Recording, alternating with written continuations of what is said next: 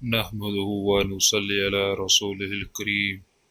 أما بعد فأعوذ بالله من الشيطان الرجيم بسم الله الرحمن الرحيم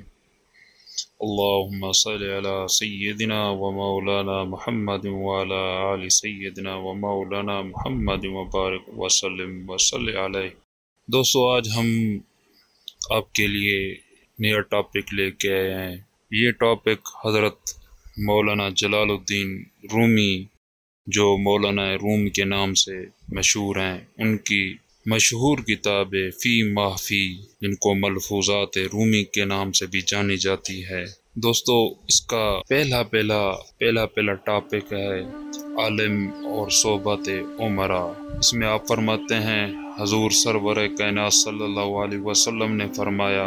علماء میں سے بدترین عالم وہ ہے جو عمرا کی ملاقات کو جائے، اور عمرا میں سے بدترین امیر وہ ہے جو عالم کی زیارت کو جائے۔ بہتر ہے وہ امیر جو فقیر کے دروازہ پر ہو، اور بدتر ہے وہ فقیر جو امیر کے دروازہ پر ہو۔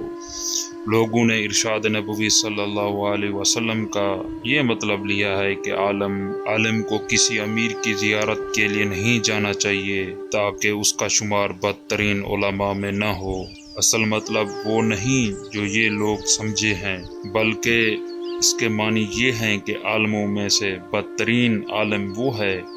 جو عمرا سے مدد لے، جس کی بہتری اور استحکام عمرا کے توسط سے ہو، اور جو ان کے ڈر سے اچھے کام کرے۔ در حقیقت ایسا آدمی پہلے اس نیت سے علم حاصل کرتا ہے کہ عمرا اسے صلہ دیں، اس کی عزت کریں اور اسے منصب عطا کریں۔ بس اس نے محض عمرا کی وجہ سے اپنے آپ کو بہتر بنایا اور جہالت کو چھوڑ کر علم حاصل کیا۔ جب وہ عالم بن گیا تو عمرا کے خوف اور تحکم سے مؤدب ہوا۔ وہ کامیاب ہو یا ناکام، ان کے موافق طریق پر چلتا ہے۔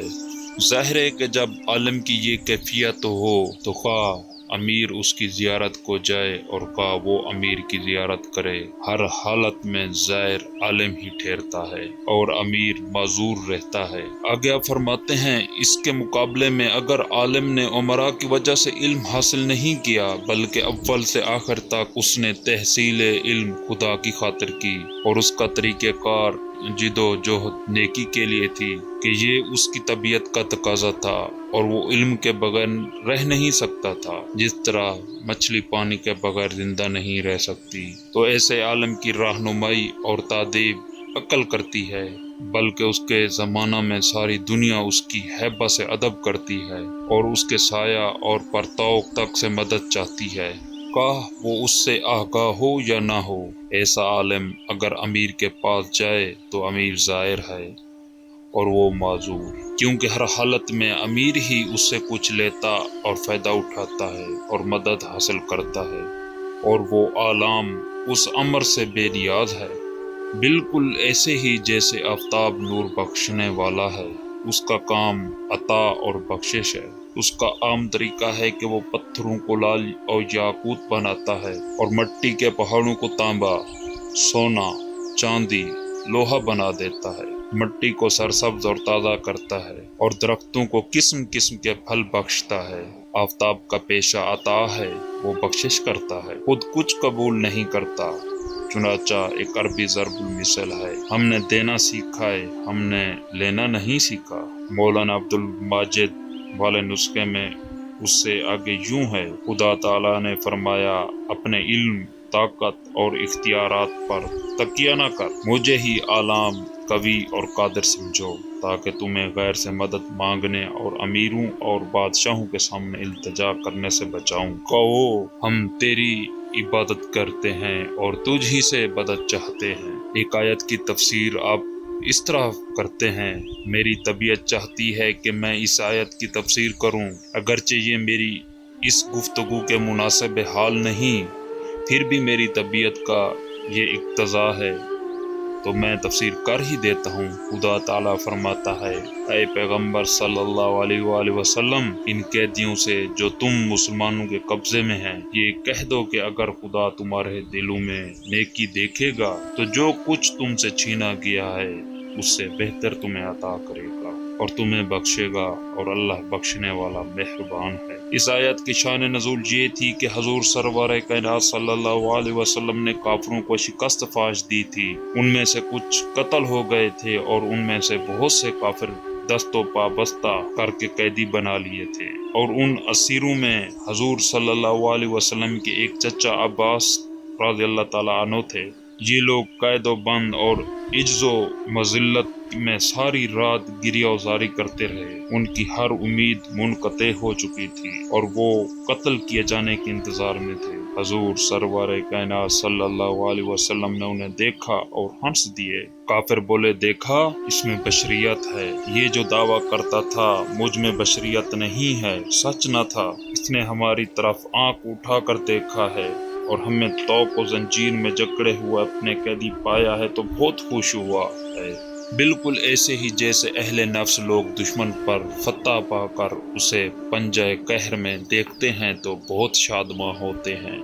اور خوشی سے پھولے نہیں سماتے۔ حضور سرور کائنات صلی اللہ علیہ وآلہ وسلم نے ان کے دل کی بات سمجھ لی اور فرمایا، نہیں، میں ہرگز اس وجہ سے نہیں ہنسا کہ دشمنوں کو اپنے زیر دست دیکھ رہا ہوں یا یہ کہ تم گھاٹے میں ہو اس لیے خوش ہوا ہوں، بلکہ مجھے اس بات پر ہنسی آئی ہے کہ بچشم باطن دیکھ رہا ہوں کہ ایک قوم کو غلاظت کی جگہ دوزخ اور دو دانے سیاہ سے میں توق و زنجیر میں جکڑ کر بہشت، دربان خلد اور گلستان ابدی کی طرف زبردستی کھینچے لیے جاتا ہوں، اور وہ قوم اہو فغاں اور گریہ وزاری کر رہی ہے کہ ہمیں اس مہلک اور خطرناک جگہ سے تو اس باغ بہشت اور امن کی جگہ کیوں لیے جا رہا ہے؟ اس ساری بات پر مجھے ہنسی آ رہی ہے، چونکہ تمہیں ابھی وہ نظر حاصل نہیں جس سے تم وہ سب دیکھ سکو جو میں کہہ رہا ہوں۔ اس کو سمجھو اور صاف طور پر دیکھو۔ اس لیے خدا تعالیٰ نے فرمایا ہے، اسیروں سے کہہ دے کہ پہلے تم نے لشکر جمع کیے، بہت شوکت دکھائی، اپنی جوان مردی، پہلوانی اور شان و ستوت پر پوری خود اعتمادی ظاہر کی، اور تم نے اپنے آپ سے کہا، ہم یہ کر دیں گے، ہم وہ کر دیں گے، ہم مسلمانوں کی طاقت کو توڑ کر رکھ دیں گے، ان پر قہر نازل کریں گے۔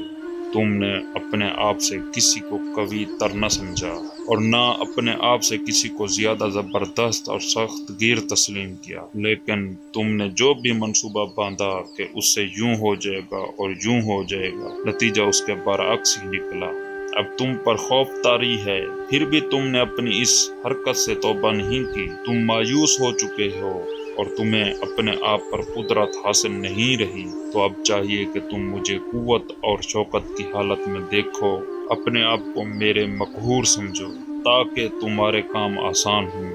اور خوف کی حالت میں تم میری طرف سے اپنی امید منقطع نہ کرو، کیونکہ میں قادر ہوں کہ تمہیں اس خوف سے رہائی بخشوں اور امان دوں۔ جو ہستی سفید گائے سے سیاہ گائے برآمد کرتی ہے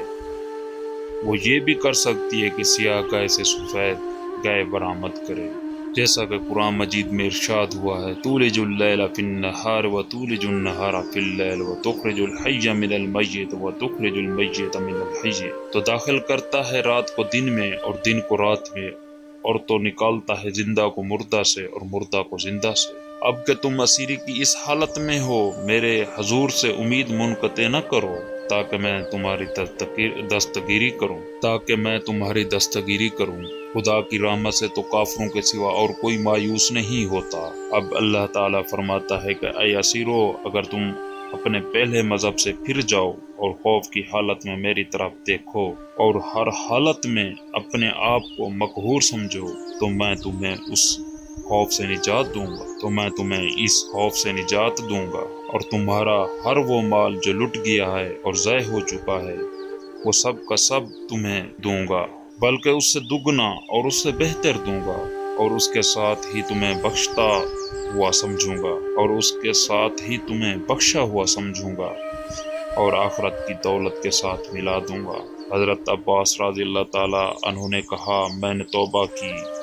اور میں جو کچھ تھا اس سے باز آیا۔ حضور سرور کائنات صلی اللہ علیہ وسلم نے فرمایا کہ تو جو یہ دعویٰ کرتا ہے اس کے جواز میں اللہ تعالیٰ ثبوت طلب کرتا ہے، ترجمہ شعر: عشق کا دعویٰ آسان ہے لیکن ثابت کرنے کے لیے دلیل و برہان چاہیے۔ حضرت عباس رضی اللہ تعالی عنہ نے جواب دیا، بسم اللہ فرمائیے، آپ کو کیا ثبوت مطلوب ہیں؟ حضور صلی اللہ علیہ وسلم نے فرمایا،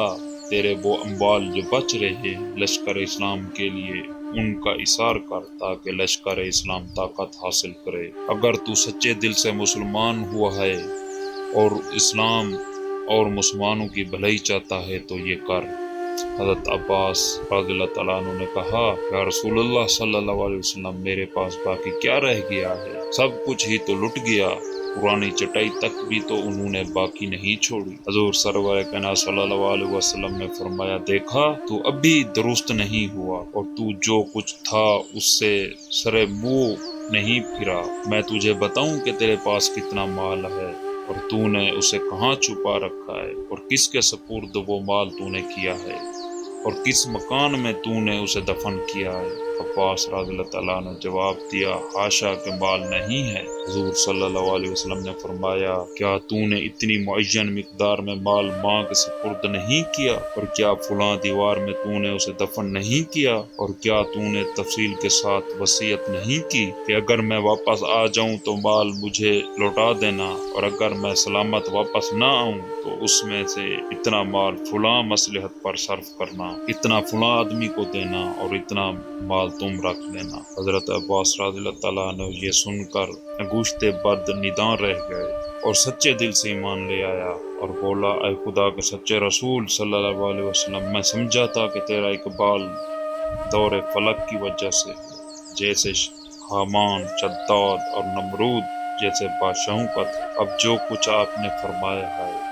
اس سے مجھے صحیح علم ہوا اور حقیقت معلوم ہوئی کہ تیرا یہ اقبال ایک خدائی بھید ہے اور باقی ربانی راز ہے۔ حضور سرور کائنات صلی اللہ علیہ وسلم نے فرمایا، انہوں نے سچ کہا، اس مرتبہ میں نے سنا کہ شک کا زنار جو تیرے اندر تھا وہ ٹوٹ گیا۔ اس شکست زنار کی آواز میرے کان میں آئی ہے۔ میری روح کے عین اندر ایک پوشیدہ کان ہے۔ جب کوئی شخص اپنے شک و شرک اور کفر کا زنار توڑتا ہے تو میں یہ آواز اپنے گوش نہاں سے سنتا ہوں، اور اس کے ٹوٹنے کی آواز میری روح کے کان میں پہنچتی ہے۔ اب یہ حقیقت ہے کہ تو درست ہو گیا اور ایمان لے آیا ہے۔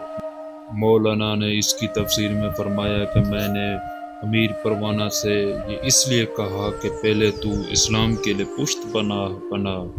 کہ اپنے آپ کو اسلام پر فدا کروں، اپنی عقل، رائے اور تدبیر کو بقائے اسلام اور کثرت اہل اسلام پر نثار کروں تاکہ اسلام سلامت رہے، اور چونکہ تو نے اپنی رائے پر اعتماد کیا اور حق کو نہ دیکھا اور حق میں سے کچھ بھی نہ سمجھا، پس خدا تعالیٰ نے عین اس سبب اور کوشش کو نقص اسلام کی وجہ بنا دیا کہ تو تاتاریوں میں گھل مل گیا۔ تو مدد دے رہا ہے تاکہ شامیوں اور مصریوں کو تو فنا کر دے اور مملکت اسلام کو تہس نہس کر دے۔ پس وہ ذریعہ جو اسلام کی بقا کے لیے تھا اسلام کو نقصان پہنچانے والا بن گیا۔ پس اپنی اس حالت میں خدائے عز و جل کی طرف رجوع کر کے یہ خوف کا مقام ہے اور صدقات وغیرہ دے تاکہ تجھے اس حالت بس سے کہ جو خوف کا مقام ہے تجھے نجات دے، اور تو اس سے امید منقطع نہ کر، گرچہ تجھے ایسی طاعت نے اس قسم کی معصیت میں ڈالا گیا، اس طاعت کو تو نے خود دیکھ لیا، اس کے لیے تو معصیت میں گرا، اب اس معصیت میں بھی امید کو ہاتھ نہ دے اور الہاؤ جاری کر، وہ قادر ہے کہ اس نے اس طاعت سے معصیت پیدا کر دی، اس معصیت سے وہ طاعت پیدا کر دے اور تجھے اس سے پشیمانی بخشے اور ایسے سامان پیدا کر دے کہ تو ایک دفعہ پھر کثرت اہل اسلام کے لیے کوشاں ہو اور تو اسلام کی قوت بن جائے۔ مایوس نہ ہو کہ خدا کی رحمت سے تو کافروں کے سوا اور کوئی مایوس نہیں ہوتا۔ میری غرض یہ تھی کہ وہ اسے سمجھے اور اس حالت میں صدقات دے، اللہ جاری کرے کہ وہ بڑی بلندی سے پستی میں گر چکا ہے، اس حالت میں امیدوار ہو تو اللہ تعالیٰ خوب تدبیر کرنے والا ہے،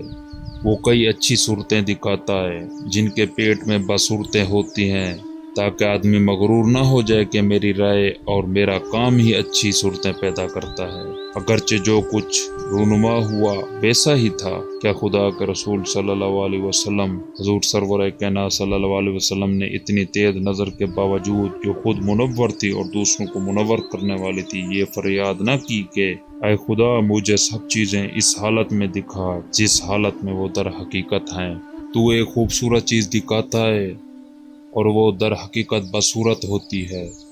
اور تو بدصورت چیز دکھاتا ہے تو وہ دراصل خوبصورت ہوتی ہے۔ بس ہمیں ہر چیز اس طرح دکھا جیسے کہ وہ در حقیقت ہے، تاکہ ہم دھوکہ نہ کھا جائیں اور مسلسل گمراہ نہ ہوتے رہیں۔ اب اگرچہ تیری رائے صائب اور روشن ہے، لیکن اس کی رائے سے یہ بہتر نہیں۔ اس نے ایسا ہی کہا ہے تو ہر صورت اور ہر رائے پر اعتماد نہ کر، اللہ اوزاری کر اور خوف کھا۔ میرا مطلب یہی تھا، اور اس نے اپنی ارادت اور رائے سے اس آیت اور اس کی تفسیر کی تعویل کر دی کہ اس گھڑی ہم لشکر لے جا رہے ہیں، نہیں چاہیے کہ اپنی رائے اور لشکر پر تکیہ کریں، اور اگرچہ ہمیں شکست ہو تو اس خوف اور بے چرگی کی حالت میں بھی امید منقطع نہیں کرنی چاہیے۔ اس نے بات کو اپنے مقصد کے مطابق لیا، میری غرض یہی تھی جو میں نے کہہ دی۔